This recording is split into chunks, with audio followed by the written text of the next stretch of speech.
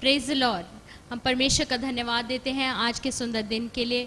प्रभु महान है और उसकी करुणा निरंतर हमारे जीवन में नई होती चली जाती है और दिन प्रतिदिन हर क्षण प्रभु हमें संभालता आ रहा है। इसके लिए हम परमेश्वर का धन्यवाद देंगे। आइए मेरे प्रियों, प्रार्थना करें।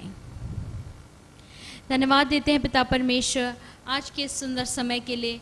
प्रभु तू महान है। प्रभु जी पिता परमेश्वर, हम धन्यवाद देते हैं आज के इस दिन में पिता परमेश्वर तूने हमें प्रभु जी जीवित रखा। प्रभु जी पिता परमेश्वर तेरी महाकरुणा का फल है। प्रभु जी पिता परमेश्वर आज की इस पूरी सभा को हम तेरे हाथों में सौंपते हैं। पिता परमेश्वर मदद और अगुवाई करिए। प्रभु जी पिता परमेश्वर स्तुति आराधना की भेंटें प्रभु जी तुझे ग्रहण योग्य होने पाए। पिता परमेश्वर प्रभु जी हर एक के जीवन में प्रभु जी पिता परमेश्वर तेरा राज होने पाए। पिता परमेश्वर प्रभु जी हर एक प्रभु जी जो वचन को सुनते हैं प्रभु जी वो वचन प्रभु जी उनके जीवनों में कई गुना कार्य करने पाए। प्रभु जी फलवंतित होने पाए प्रभु जी और उनके द्वारा कई और लोग आशीषित होने पाए। प्रभु जी ऐसी हम तुझसे प्रार्थना चाहते हैं। प्रभु जी इस पूरी सभा को हम तेरे हाथों में सौंपते हुए प्रभु जी इस विनती प्रार्थना को प्रभु यीशु मसीह के नाम में होके मांग लेते हैं। सुनो कबूल कर ले मेरे पिता, आमीन। आइए मेरे प्रियो, ये वह समय है जब हम मिलकर परमेश्वर की स्तुति और आराधना को करेंगे और हम ब्रदर सनी के साथ मिलकर स्तुति आराधना में जाएंगे।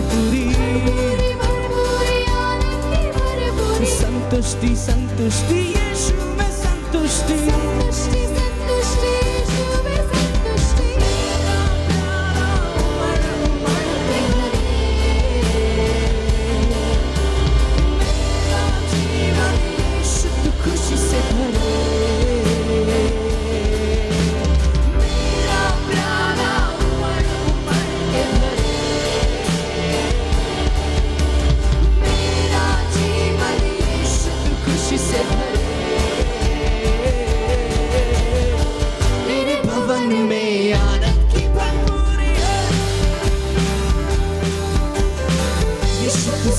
तो जीवन में संतुष्टि है। तेरे भवन में आनंद की भरपूरी है। यीशु संग तो जीवन में संतुष्टि है। तेरे भवन में, तेरे भवन में, तेरे भवन में आनंद की भरपूरी है।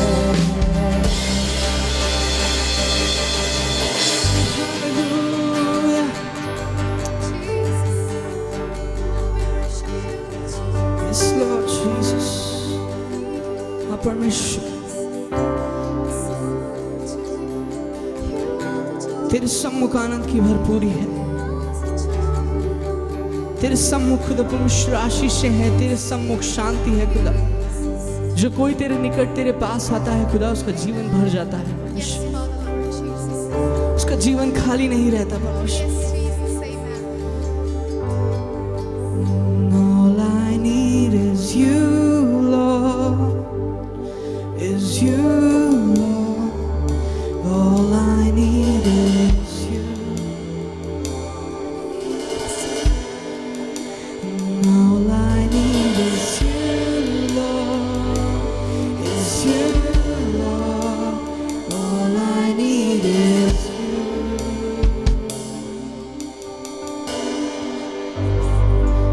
Bless the Lord, oh my soul, oh my soul.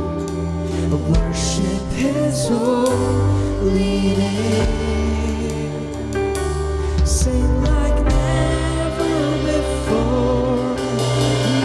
Oh my soul, I worship Your holy name.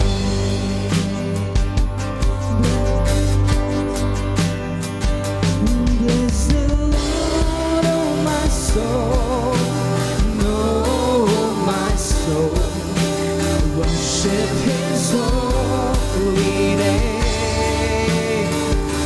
Sing like never before.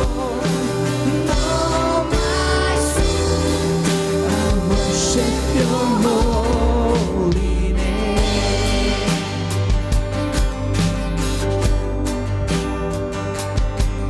The sun comes up, it's a new day dawning.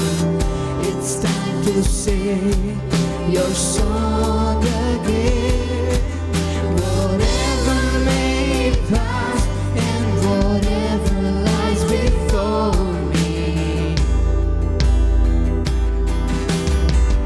let me be singing when the evening comes. Oh, bless the Lord, oh my soul, oh my soul. I worship His holy name. Sing like never before. Oh my soul, I worship Your holy name. Bless the Lord, oh my soul, oh my soul. Worship His holy name. Sing like never before. Oh my soul, I worship Your holy name. Lord, I worship Your holy name. Lord, I worship Your holy name. You're rich in love and You're slow to anger. Your name is great and Your heart is kind. For all Your goodness I will keep on singing. 10,000 reasons for my heart to find. Bless the Lord, oh my soul, oh my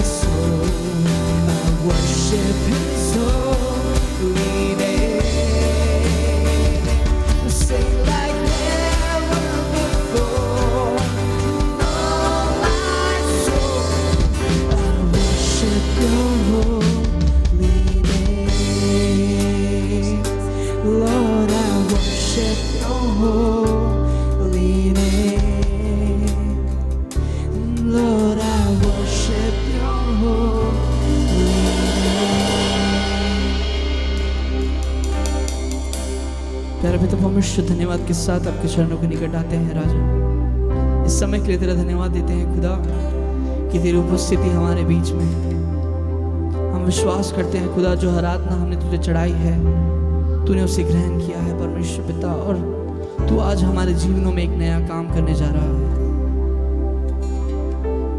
होने दे परमेश्वर, जितने लोग भी इस कार्यक्रम को खुदा परमेश्वर इस चर्च सर्विस में अभी अटेंड कर रहे हैं, देख रहे हैं खुदा परमेश्वर, उनके घरों में खुदा परमेश्वर तू आज काम करने पाए परमेश्वर। हम तुझसे प्रार्थना करते हैं खुदा, जो आराधना हमने तुझे चढ़ाई है खुदा परमेश्वर, होने दे उनके जीवन में तुझे नए रूप से अनुभव करने वाले हो सके। हम तुझसे प्रार्थना करते हैं, आए के समय को, आए के वचन को खुदा परमेश्वर तेरे हाथों में सौंपते हैं, जो तेरे दास के माध्यम से खुदा परमेश्वर हम तक पहुंचता है खुदा, होने दे खुदा परमेश्वर वो तेरी ओर से होने पाए परमेश्वर।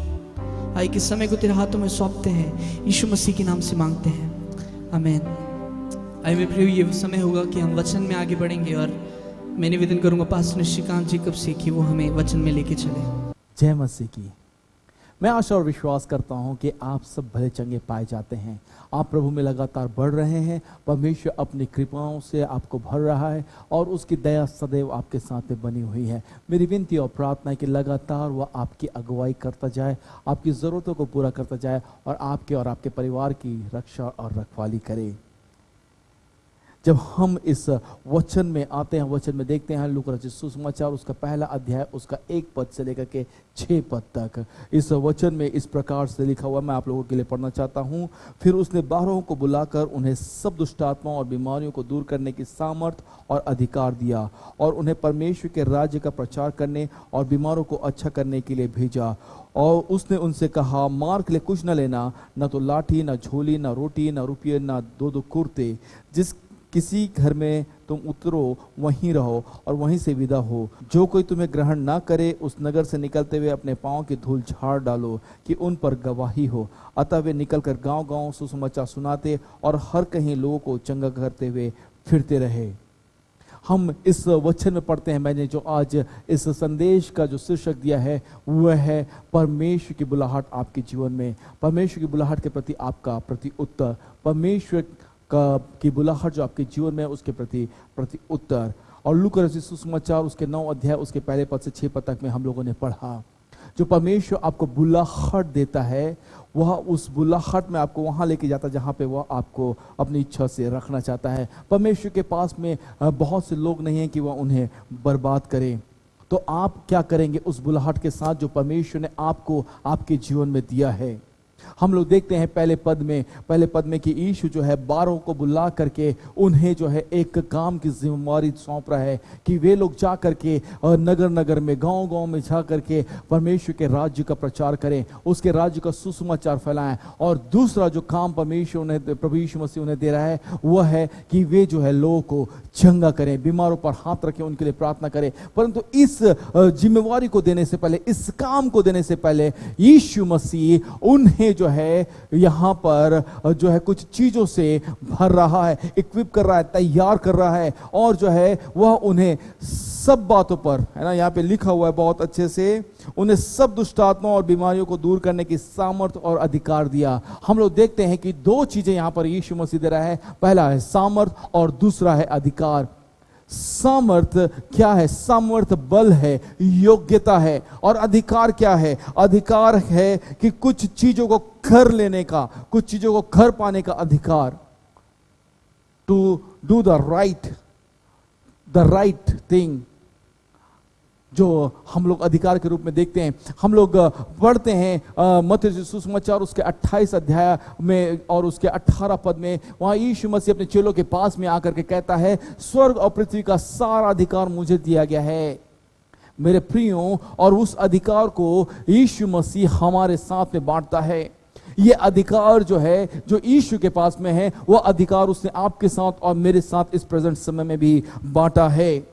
यीशु मसीह न केवल उसके अधिकार और उसके सामर्थ जो है उसके चेलों तक सीमित थे, परंतु आज पवित्र आत्मा की सामर्थ में वो हम में भी है। यदि आप पवित्र आत्मा से भरे हुए हैं, आप पवित्र आत्मा के दानों और वरदानों से भरे हुए हैं, आप पवित्र आत्मा के बपतिस्मे को प्राप्त किए हुए हैं, तो और आप जो है इन वरदानों के दानों की मांग कर सकते हैं, इन्हें विश्वास के साथ में इस्तेमाल कर सकते हैं, क्योंकि ये हर एक मसीह के लिए है, हर एक मसीह अगुओं के लिए है। किसी के कोई भी ऐसा नहीं कह सकता कि मुझे नहीं दिया गया है, हर एक मसीह को दिया गया है। ये जो सामर्थ और अधिकार है पवित्र आत्मा के द्वारा कलीसिया को दिया गया है। और जो काम है वो दो है। काम है कि हमें जो है परमेश्वर के राज्य का सुसमाचार सुनाना है, और दूसरा जो काम है वह है लोगों को चंगा करना है। नाना प्रकार की बीमारियों से, आंतरिक मानसिक जो दुख हैं, जो समस्याएं हैं, उनसे छुटकारा और चंगाई के लिए, जो चोट है, जो दर्द है, उससे छुटकारे के लिए। और प्रियो, इसीलिए बहुत ही जरूरी हो जाता है। परंतु जो ये सामर्थ और अधिकार दिया गया है, हर एक शत्रु के उन शस्त्रों के विरोध में दिया गया है कि वे हम पर प्रबल ना हो सकें। अर्थात शैतान के जो हर एक औजार है वह हम पे सफल ना हो सके, लोगों के जीवन से उन बंधनों को तोड़ा जाए, इसके लिए सामर्थ और अधिकार दिया गया है। सामर्थ और अधिकार है क्या? एक कुश्ती लड़ने वाला यदि वो इनाम को प्राप्त करना चाहता है तो उसे बलशाली होना जरूरी है, उसे ताकतवर होना जरूरी है, उसे सामर्थ्य होना जरूरी है। इसके लिए उसे खूब कसरत, खूब मेहनत करना पड़ता है और अपने बल को बढ़ाना पड़ता है, क्योंकि यदि वह कुश्ती लड़ते समय में उस सामने कुश्ती लड़ने वाले व्यक्ति से जो है अगर बल में ज्यादा मजबूत होगा तो वह उससे जीत पाएगा। पर जब हम लोग अधिकार के बारे में देखते हैं तो हम लोग को समझना चाहिए कि अधिकार के लिए जरूरी नहीं है कि कोई व्यक्ति के पास में जो है वो जो बल हो, शारीरिक बल हो, जरूरी नहीं है। अधिकार के लिए जरूरी है उसके पास में यदि यूनिफॉर्म हो, उसके पास में यदि पद हो।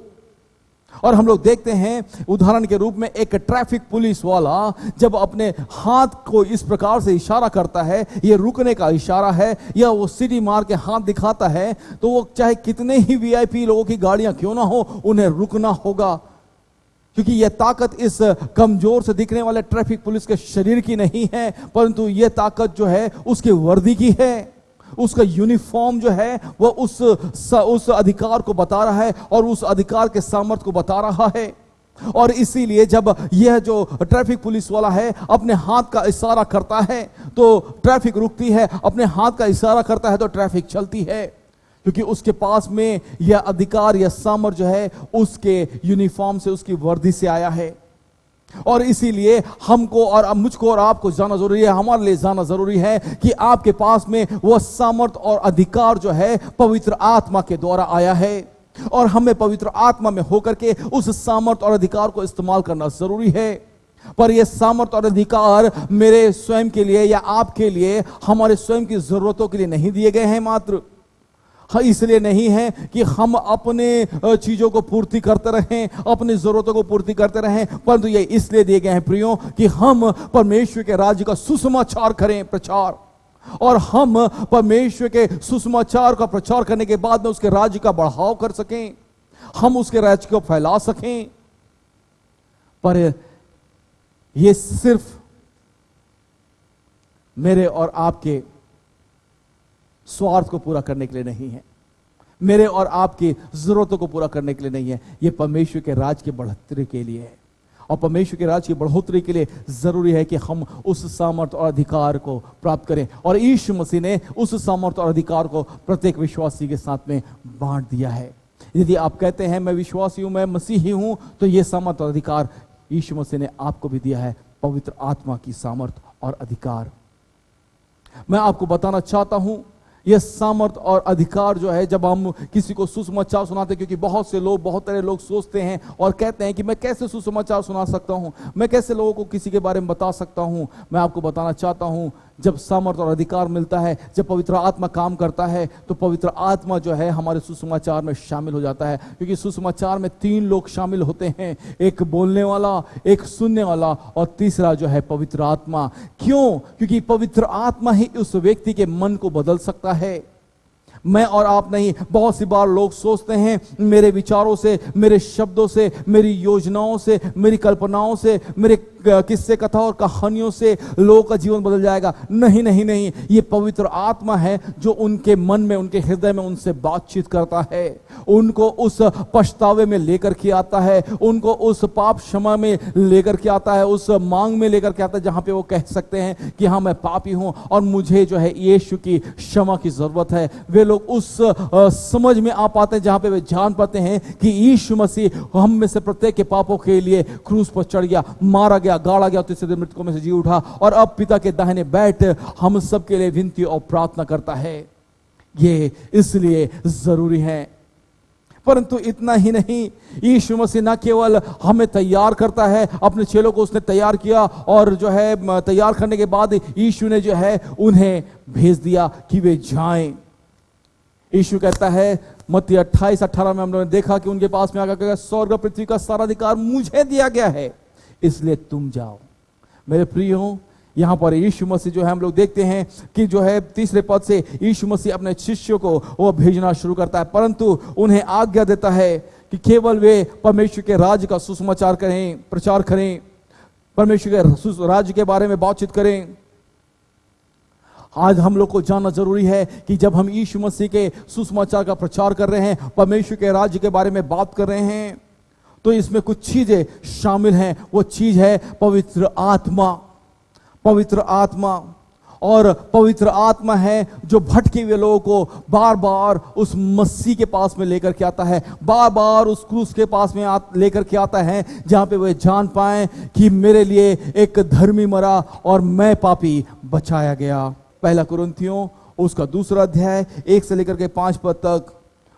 और हे भाइयों, जब मैं परमेश्वर का भेद सुनाता हुआ तुम्हारे पास आया तो वचन या ज्ञान की उत्तमता के साथ नहीं आया, क्योंकि मैंने यह ठान लिया था कि तुम्हारे बीच यीशु मसीह वरन क्रूस पर चढ़ाए हुए मसीह को छोड़ और किसी बात को ना जानूं।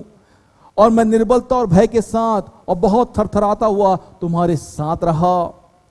और मेरे वचन और मेरे प्रचार में ज्ञान की लुभाने वाली बातें नहीं, परंतु आत्मा और सामर्थ का प्रमाण था, इसलिए कि तुम्हारा विश्वास मनुष्य के ज्ञान पर नहीं परंतु परमेश्वर की सामर्थ पर निर्भर हो। बिल्कुल साफ तौर से पौलुस इस बात को बता रहा है कि वह पवित्र आत्मा और उसके सामर्थ के द्वारा जो है चीजों को बता रहा है, अपने ज्ञान से नहीं, अपने शब्दों से नहीं, कथा कहानी और किस्से नहीं, परंतु वो जो है यीशु मसीह के बारे में बात कर रहा है, ताकि आप मनुष्यों के ज्ञान पर नहीं, मैं मनुष्यों के ज्ञान पर नहीं, परंतु परमेश्वर के सामर्थ पर निर्भर रहें। और ये बहुत जरूरी है। इवन आज इस पेंडेमिक के सिचुएशन में, इस महामारी के दौर में जो है ये बहुत जरूरी है कि हम जो है किसी व्यक्ति के विचारों, उसके बोली, उसकी योजनाओं और बाकी जो कर्मकांड उन पर निर्भर ना रह करके परमेश्वर के सामर्थ पर निर्भर रहें।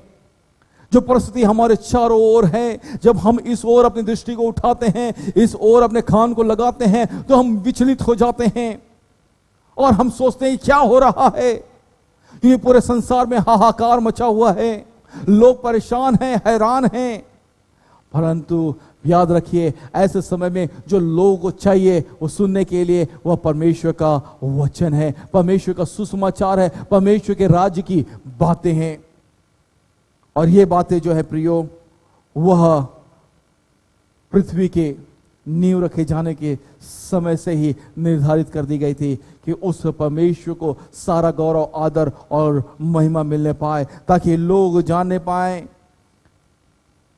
इस सृष्टि की नींव रखने के समय से कि एक परमेश्वर है, एक परमेश्वर है जो मुझसे और आपसे प्रेम करता है, जिसने आपको और मुझको अपनी स्वरूपता और समानता में बनाया है और हमें जो है एक योजना और एक उद्देश्य की पूर्ति करने के लिए बुलाया कि हम उसके नाम की महिमा करें जब हम उसके राज्य का प्रचार करें। पहला जो हम लोग लूका रचित सुसमाचार उसका 9वां अध्याय उसका 3रा पद पढ़ते हैं, वहां पे इस प्रकार से लिखा हुआ है, जब यीशु मसीह यहां पर कहता है मार के लिए कुछ ना लेना, ना तो लाठी, ना झोली, ना रोटी, ना रुपये, ना 2 कुर्ते, तो यीशु मसीह क्या कहना चाह रहा है? क्या वो कहना चाह रहा है कि हम दरिद्रता में, गरीबी में जीवन को यापन करें, जो सुसमाचार का प्रचार करने वाले हैं, जो परमेश्वर के बुलाहट के प्रति उत्तर देने वाले हैं? नहीं नहीं, ऐसा बिल्कुल नहीं है। परंतु परमेश्वर प्रभु यीशु मसीह यहाँ पर चाहता था कि हम जाने कि स्रोत वो है, सारी वस्तुओं का स्रोत वो है, सब कुछ देने वाला वो है, सबका दानदाता वो है, और वह अपने तय समय में सब बातों की पूर्ति करेगा, हर एक जरूरतों की पूर्ति करेगा। जब वो चौथे पद में कहता है किसी घर में तुम उतरो, वहीं रहो और वहीं से विदा हो, तो वो क्या कहना चाह रहा है? वो बताना चाह रहा है कि सारी जरूरतें उसकी ओर से होंगी पूरी। सब चीजों का स्रोत वही है, हमारी निर्भरता उस पर रखना है। और इस बात को जान लेना है कि हमें बहुत जगह घूमने फिरने की जरूरत नहीं है, बहुत से लोगों के यहां जा के रहने की जरूरत नहीं है, परंतु हम जिसके यहां पर जाके ठहरे हैं उस घर में कल्याण और आशीष भी हमारे साथ में आएंगे, उस घर में बढ़ती भी हमारे साथ में आएंगे, और उस घर में उद्धार भी हमारे साथ में प्रवेश करेगा। और न केवल इतना मेरे प्रियो, परंतु परमेश्वर जो सारी जरूरतों को, सारी आवश्यकताओं को पूर्ति करने वाला है, वह उस घर की भी जरूरतों को हमारे द्वारा, हमारे जीवन के द्वारा, हमारे प्रचार के द्वारा और हमारी बातों के द्वारा पूरा करेगा। और इसलिए यह महत्वपूर्ण हो जाता है कि हम परमेश्वर के इस वचन के अनुसार से करें। क्या हुआ? चेलों ने बिल्कुल वैसे ही किया जैसे यीशु मसीह ने उन्हें करने के लिए कहा था। और हम आगे बढ़ते हैं। बहुत सी बार हम लोग सोचते हैं कि अच्छा हो अगर मेरे पास ये हो वो हो, सारी चीजों को हम लोग इकट्ठा करने के बारे में सोचते हैं, पर हमें ध्यान देना है कि चीजें महत्वपूर्ण नहीं हैं। चीजें आती और जाती रहेंगे, चीजें बिगड़ती और बर्बाद होती जाएंगी, परंतु एक चीज स्थिर रहेगा, वो है सुसमाचार का प्रचार किया जाना। मैं आपको बताना चाहता हूं, जब से बाइबल लिखी गई है तब से लेकर के 2600 वर्षों से लगातार जो है इस बाइबल को नाश करने का प्रयास किया जा रहा है, लोग बाइबल को बर्बाद करने का प्रयास किया जा रहा है। कई बार जलाई गई, कई बार फाड़ी गई, कई बार जो है खत्म कर दिया गया, मसीहों को सताया गया, मसीहों को मारा जा रहा है। और बहुत से ऐसे प्रयास हो रहे हैं कि किसी तरह से मसीहत मिट जाए। पर मैं आपको बताना चाहता हूं, जितने ऐसे लोग थे जो मसीहत को मिटाने चले थे, वे आज खुद मिट गए हैं। कितने ही ऐसे राजा और विद्वान और कई एक ऐसे लोग हुए जो इस बाइबल के खिलाफ में आए, इस बाइबल को नाश करना चाहा, परंतु आज वे स्वयं नाश हो गए हैं। आज वे स्वयं इस संसार में नहीं हैं। पर हम लोग को देखने को मिलता है बाइबल आज भी यथावत ऐसे ही जैसे पहले थी वैसे ही है। ये बाइबल जो है पहली कक्षा में पढ़ने वाले के लिए भी वही बाइबल है, और 12वीं कक्षा में पढ़ने वाले के लिए भी वही बाइबल है। जो ग्रेजुएशन कर चुका है उसके लिए भी यही बाइबल है। इवन जो डॉक्टरेट कर चुका है उसके लिए भी यही बाइबल है। इवन जो 2-3 बार डॉक्टरेट कर चुका है उसके लिए भी यही बाइबल है। एक ही वचन है परमेश्वर का, जिसको पढ़ने के द्वारा हमारे जीवन में वो सच्चा जीवन आता है। हम उस मसीह को जान पाते हैं, उस परमेश्वर को जान पाते हैं, उसकी बातों को जान पाते हैं और उसे अपना उद्धारकर्ता, मुक्तिदाता के रूप में ग्रहण करते हैं। स्रोत वही है। सब नाश हो जाएगा, सब बर्बाद हो जाएगा, परंतु उसका वचन अटल है, स्थिर है, सदैव तक बना रहने वाला है। प्राचीन काल से लेकर के आज तक मेरे प्रियो यह वचन बना हुआ स्थिर है। और बहुत और भी लोग आएंगे जो इसका विरोध करेंगे, जो मसीहत का विरोध करेंगे, पर मैं आपको बताना चाहता हूं उसके बावजूद भी जब तक परमेश्वर की इच्छा है तब तक यह वचन और मसीहत बना रहेगा। मैं आपको बताना चाहता हूं इसीलिए जरूरी है कि हम उसके राज्य का प्रचार करें। मत्ती रचित सुसमाचार उसका 6वां अध्याय उसका 33 पद इस प्रकार से कहता है कि पहले तुम उसके राज्य और धर्म का खोज करो तो सब वस्तुएं भी तुम्हें मिल जाएंगी। होता ऐसा है अक्सर कि बहुत सारे लोग जो है पहले सारी वस्तुओं की ढूंढ करते हैं, खोज करते हैं, उसके बाद में परमेश्वर के राज्य और उसकी धार्मिकता की खोज करने निकलते हैं। बहुत से लोग सोचते हैं जब मैं रिटायर हो जाऊंगा अपनी नौकरी से, तब मैं जो है ये धर्म के काम करूंगा, तब मैं उसके राज्य और धर्म की खोज करूंगा, तब मैं उसके राज्य की मुनादी करूंगा, तब मैं उसके राज्य का प्रचार करूंगा, तब मैं उसके लिए जो है बड़े बड़े काम करूंगा, मैं दान करूंगा और मैं ये करूंगा। पर मैं आपको बताना चाहता हूं आप अपनी नौकरी करते हुए, आप अपने व्यवसाय को करते हुए, या आप पूरे समय के लिए जब परमेश्वर की सेवकाई को करने के लिए बुलाए गए हैं, तब भी आप जो है उसका प्रचार कर सकते हैं, उसके राज्य का प्रचार कर सकते हैं। किसी ना किसी के साथ अपनी गवाही को बांटिए, किसी ना किसी के साथ परमेश्वर की भलाई को बांटिए, किसी ना किसी को परमेश्वर के बारे में बताइए, उसके वचन के बारे में बताइए। और मैं आपको बताना चाहता हूं फिर से कि हमारे सुसमाचार सुनाने में 3 लोग शामिल हैं, एक बोलने वाला, दूसरा सुनने वाला, तीसरा पवित्र आत्मा, जो लोगों के जीवन में काम करता है, और वह पवित्र आत्मा लोगों के जीवन में काम करेगा। मेरे प्रियो, हम लोग इस परिस्थिति में, इस समय में जानते हैं, एक ये ऐसी परिस्थिति है, एक ऐसा समय है जब हमारे पास में समय थोड़ा ही है। हम सब जानते हैं कि समय जो है, संसार जो है एक अंत की ओर जा रहा है। प्रभु यीशु मसीह का आना निश्चित है और वह जल्द आने वाला है। इसलिए हम कहते हैं मारानाथा, यीशु मसीह बहुत जल्द आने वाला है। और जब वह आने वाला है तो हम उसकी बुलाहट का प्रत्युत्तर कैसे दे रहे हैं? क्या हम तैयार हैं उस बुलाहट के प्रति प्रत्युत्तर देने के लिए? क्या हम लोगों को परमेश्वर के राज्य का सुसमाचार सुना रहे हैं? क्या हम बीमारों को चंगा कर रहे हैं? क्या हम दुष्ट आत्मा को निकाल रहे हैं? क्या हम पवित्र आत्मा से परिपूर्ण होकर के उन अद्भुत कामों को कर रहे हैं जिसके लिए हम बुलाए गए हैं? क्योंकि बहुत सी बार लोग सोचते हैं केवल मेरा काम है प्रार्थना करना, मेरा काम है ये। बहुत अच्छी बात है, क्योंकि बहुत से लोग डॉक्टर बनने के लिए बुलाए गए हैं, बहुत से लोग जो है म्यूजिशियन बनने के लिए बुलाए गए हैं, बहुत से लोग राजनीति करने के लिए बुलाए गए हैं, बहुत से लोग जो है चित्रकारी और दूसरे आर्टिस्टिक काम को करने के लिए बुलाए गए हैं, बहुत से लोग जो है न्यायपालिका में जाने के लिए बुलाए गए हैं, बहुत से लोग जो है चीजों को बनाने के लिए, बहुत से लोग जो है चीजों को जोड़ने के लिए, इंजीनियरिंग करने के लिए बुलाए गए हैं, बहुत से लोग लोगों को शिक्षा देने के लिए बुलाए गए हैं, बहुत से लोग प्रचार करने के लिए बुलाए गए हैं। पर क्या आप जानते हैं आप क्यों बुलाए गए हैं?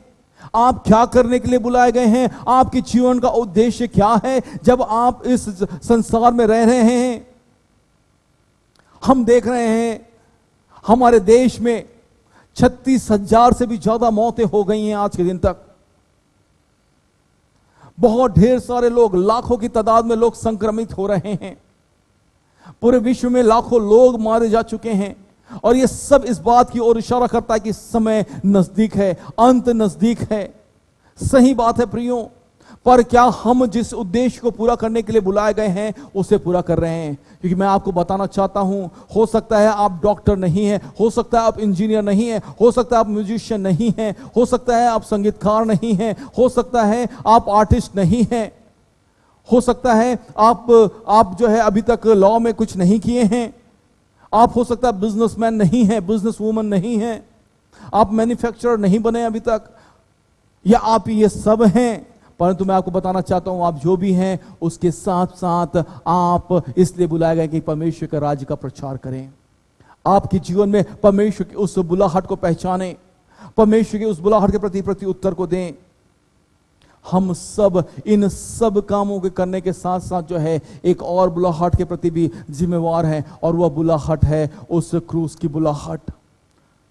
उस क्रूस की बुलाहट कि हम उसके सुसमाचार का प्रचार करें। मेरे प्रियो, आइए हम जो है संसार और संसार की बातों में ना फंसें, संसार के भोग विलास में, संसार के वस्तुओं की खोज में ना फंसें, परंतु हम अपने मन को तैयार करें कि हम उसकी ओर ताक सकें जो सारी चीज़ों को दाता है, सब चीज़ों को देने वाला है। क्योंकि उसकी बुलाहट हम में और हमारे द्वारा वो पूरी होनी ज़रूरी है, उसके उद्देश्य हम में और हमारे द्वारा पूरे होने ज़रूरी हैं, उसका सुसमाचार हम में काम करना चाहिए और हमारे द्वारा दूसरों तक पहुंचना ज़रूरी है। इसीलिए आपको और मुझको उस बुलाहट के प्रति जिम्मेवार होना है, और जब वह बुलाहट हम प्राप्त करते हैं तो उसके प्रति हमें प्रत्युत्तर देना जरूरी है। हालेलुया। एक गीतकार ने इस गीत को लिखा हुआ है, घर सुनो आज उसका वचन तुम, ना करो कठोर अपने मन को, घर सुनो आज उसका वचन तुम, ना करो कठोर अपने मन को, सीधे हाथों को फैलाए यीशु, प्यार से आज तुमको बुलाता, अब तो आ जाओ, आ जाओ, अब तो आ जाओ, आ जाओ, अब तो आ जाओ, आ जाओ। हाँ मेरे प्रियो, यीशु मसीह अपने उस छिदे हुए हाथ से आपको बुलाता है आज फिर से प्यार करने के लिए, एक बार फिर से आपको बुलाता है। इसलिए आज उसके इस वचन को सुन करके आप आ जाएं, उसकी बुलाहट के प्रति प्रत्युत्तर को दें। मैं आपको बताना चाहता हूं, उसकी बुलाहट आपके जीवन में है।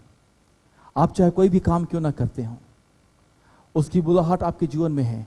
हर एक विश्वासी बुलाया गया है कि उसके राज्य का सुसमाचार प्रचार करे और लोगों को यीशु मसीह के बारे में बताए, लोगों को चेला बनाए और लोगों को प्रभु में बढ़ाए, उसके राज का फैलाव करे। आप भी उसी के लिए बुलाए गए हैं। हो सकता है आप कह रहे हैं मैं तो बहुत दूर निकल गया, मैं प्रभु के उस बुलाहट से बहुत दूर निकल गया। मैं आपको बताना चाहता हूं, प्रभु अभी भी आपके पीछे पीछे आ रहा है, अपने दोनों हाथों को फैलाए हुए आपको अपने गले से लगा लेने के लिए आपके पास आ रहा है कि आपको प्यार करे, आपको वो फिर से बुलाहट याद दिलाने के लिए। और आज वो दिन है, इस वचन के द्वारा उस बुलाहट को परमेश्वर फिर से आपको याद दिला रहा है। इसलिए आपको क्या करना है? आपको परमेश्वर के उस बुलाहट के प्रति प्रत्युत्तर देना है। परमेश्वर की सामर्थ और अधिकार से जो पवित्र आत्मा में है भरना है और परमेश्वर के राज्य के लिए और उसके राज्य की मुनादी के लिए काम करना है, राज्य की बढ़ोतरी के लिए काम करना है, सुसमाचार फैलाना है कि परमेश्वर का राज्य निकट है, लोगों को चंगा करना है कि यह सामर्थ और अधिकार में शामिल है। आपकी और मेरी निर्भरता उसके सामर्थ्य में होनी जरूरी है, उसके अधिकार में होनी जरूरी है, ताकि आप और मैं उसके बुलाहट का प्रचार कर सकें, उसके सुसमाचार का प्रचार कर सकें, उसके राज्य का प्रचार कर सकें, लोगों को तैयार कर सकें। आइए अपनी आंखों को बंद करें, अपने सरों को झुकाएं। प्यारे परमेश्वर पिता, हम धन्यवाद के साथ आपके चरणों करीब आते हैं। प्रभु हम विनती और प्रार्थना करते हैं, प्रभु जी सही बात है, बहुत सी बार हम तेरी उस बुलाहट को जो तूने हमें दी है नजरअंदाज करके अपने कई एक बातों को प्राथमिकता देते हैं, उन बातों के पीछे भागते हैं, संसारिक ज्ञान, संसारिक सुख विलास, संसारिक चीजों के पीछे भागते हैं।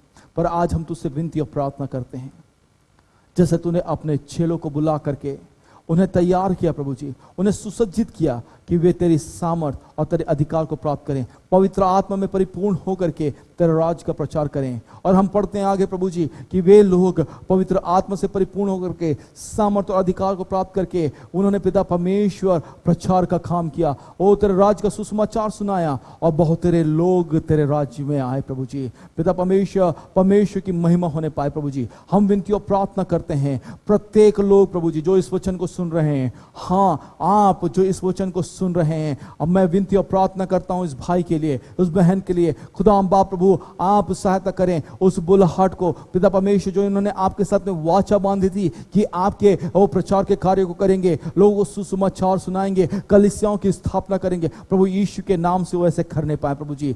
अभी बहुत से लोग प्रभु ऐसा सोच सकते हैं, कह सकते हैं कि अभी तो प्रभु महामारी चल रही है, हम कैसे करें। पर प्रभु मैं चाहता हूं पिता परमेश्वर, तू पिता परमेश्वर नए तौर तरीके बता प्रभु जी, नई योजनाओं को दे प्रभु जी। पिता परमेश्वर निर्भरता को तेरी ऊपर में रख करके खुदा प्रभु जी उन नए तरीकों को अपनाते हुए तेरे सुसमाचार का प्रचार करने पाए, जानने पाए कि बहुत तेरे ऐसे समय में भी प्रभु जी वो इस महामारी के समय में भी तेरे पास में आ रहे हैं। होने पिता परमेश्वर यह महामारी हमारे लिए रुकावट नहीं, परंतु यह महामारी लिए हमारे लिए एक अवसर हो जाए कि हम प्रभु जी इस अवसर का इस्तेमाल करके और लोगों को तेरे पास में लेकर के आने पाए, तेरे नाम का सुसमाचार सुनाने पाए, तेरे राज की बढ़ोतरी के लिए कार्य करने पाए, ताकि तेरे नाम को महिमा मिल सके। प्रभु हम प्रार्थना करते हैं पवित्र आत्मा हमारे हृदयों से बोल और बातचीत कर, हमारे मनों को तैयार कर प्रभु जी। हम प्रार्थना करते हैं इस पिता परमेश्वर पेंडेमिक में, इस महामारी के समय में प्रभु जी, जो लोग पिता परमेश्वर दबाव में हैं, जो लोग खुदाम प्रभु जी बंधनों में हैं, उनके बंधन खत्म होने पाए, उनके दबाव खत्म होने पाए प्रभु जी।